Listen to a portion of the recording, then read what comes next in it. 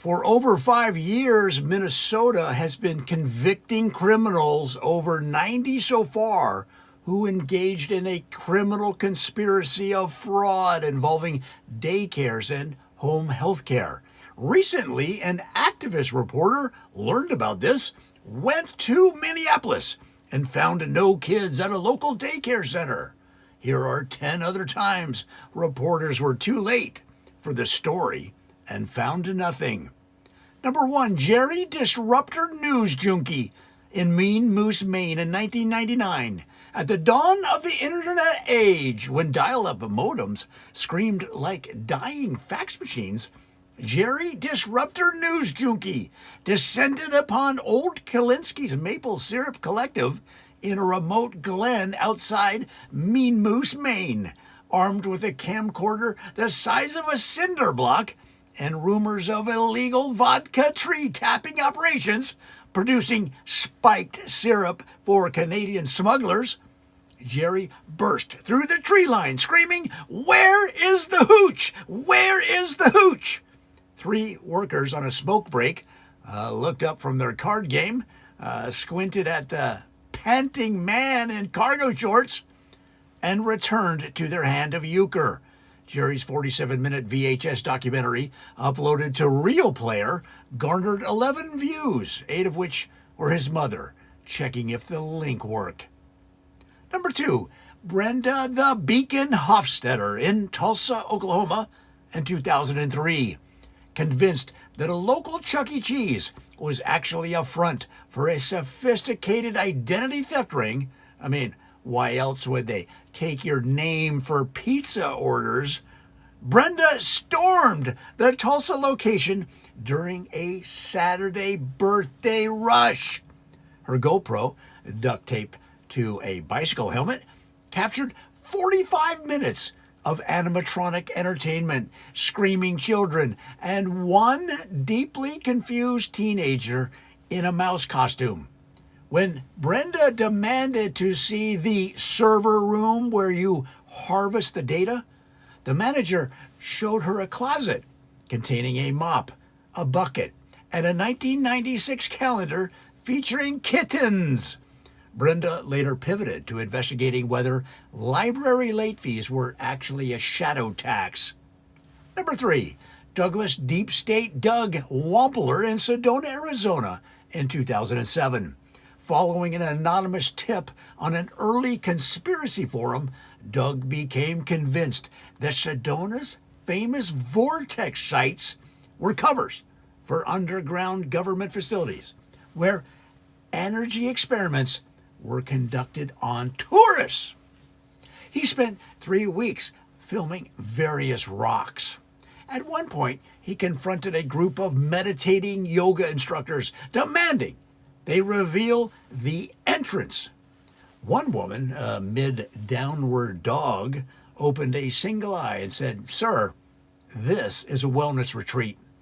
Doug's documentary, Vortex of Lies, was briefly popular among people who also believed that wind chimes were, quote, acoustic surveillance. Number 4, Patricia Pitbull Patty Mascarpone in Gary, Indiana in 2011. Patty had sources. She always had sources. And those sources told her that an abandoned J.C. Penney in a dying mall was secretly operational at night, processing ghost shipments of counterfeit Beanie Babies for collectors who knew too much.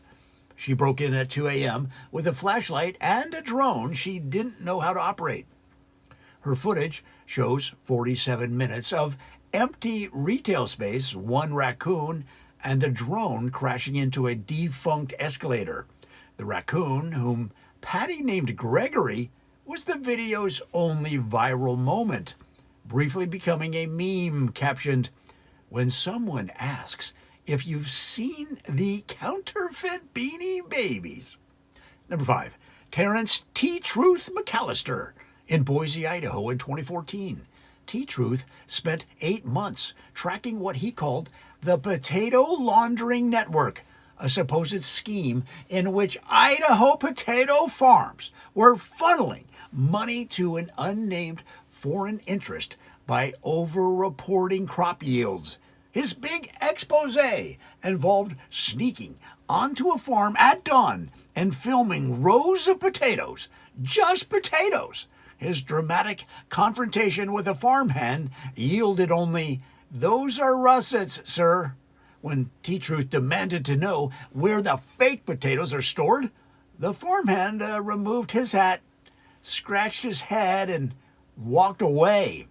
T-Truth's YouTube channel now focuses on suspicious patterns in grocery store loyalty programs. Number 6, Melinda Midnight Mel Johansson, Duluth, Minnesota, 2016. Mel was convinced that a 24-hour laundromat called Sudsies was a hub for coded communications between what she termed globalist dry cleaning operatives. She spent 6 nights filming patrons loading washers. Her big confrontation came when she approached an elderly man folding towels and asked, Hey, what's the signal? What do 2 fabric softener sheets mean?" The man, Harold Gustafson, age 79, responded, "It means I like soft towels, young lady."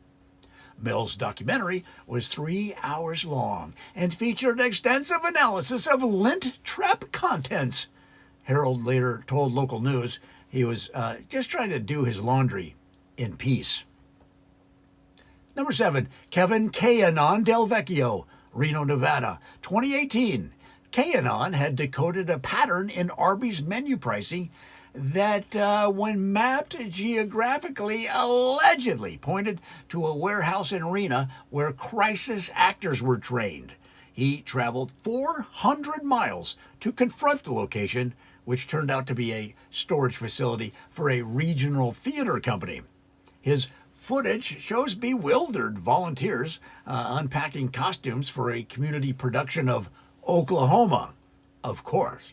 When Kevin screamed that he'd, quote, "found the actors," the director, a retired school teacher named Phyllis, said, "Yes, dear, we're doing auditions Tuesday if you're interested." Kevin did not audition. His channel was later banned for unrelated reasons involving claims about municipal water fountains. Number 8, Stephanie Stop the Steal Steph Bernholt in Kenosha, Wisconsin, 2020. Steph received what she described as irrefutable photographic evidence that a local community center was stockpiling pre-filled ballots in its gymnasium. She arrived at 6 a.m. on a Sunday with a camera crew consisting of her cousin Derek and his girlfriend, who knew lighting. They discovered a church pancake breakfast in progress. When Steph demanded access to the ballot room, an elderly parishioner handed her a plate of pancakes and said, "Honey, you look hungry." Steph ate the pancakes. Derek's girlfriend got several compliments on the lighting, and the documentary was never completed, though the pancake recipe was later shared in the comments. Number 9, Brandon B. Rock Stentworth in Austin, Texas, 2022. B. Rock's investigation centered on a suburban escape room business he believed was a training facility for Antifa super soldiers. His evidence, the business was called Escape the Deep State, which he interpreted as a hidden confession. He paid $35 to participate in a room themed around a zombie outbreak and spent 58 minutes looking for the real door while his teammates tried to solve a puzzle involving fake blood and a combination lock.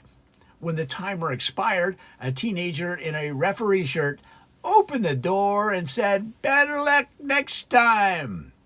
B-Rock's TikToks about the experience was captioned, "They let me out because they knew I was onto them."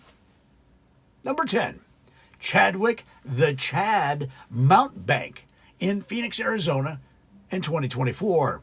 The Chad's magnum opus involved a strip mall acupuncture clinic he believed was distributing mind control frequencies through its relaxation music.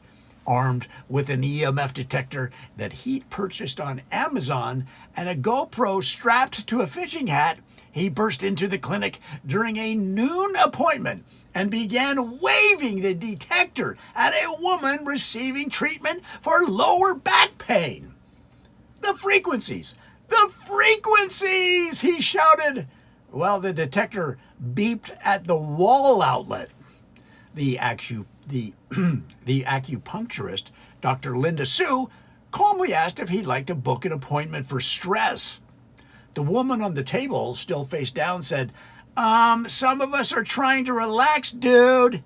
The Chad's video received 200,000 views very quickly, primarily from people tagging it with crying, laughing emojis. Dr. Sue reported a 40% increase in new clients afterward, many of whom mentioned wanting the full frequency experience.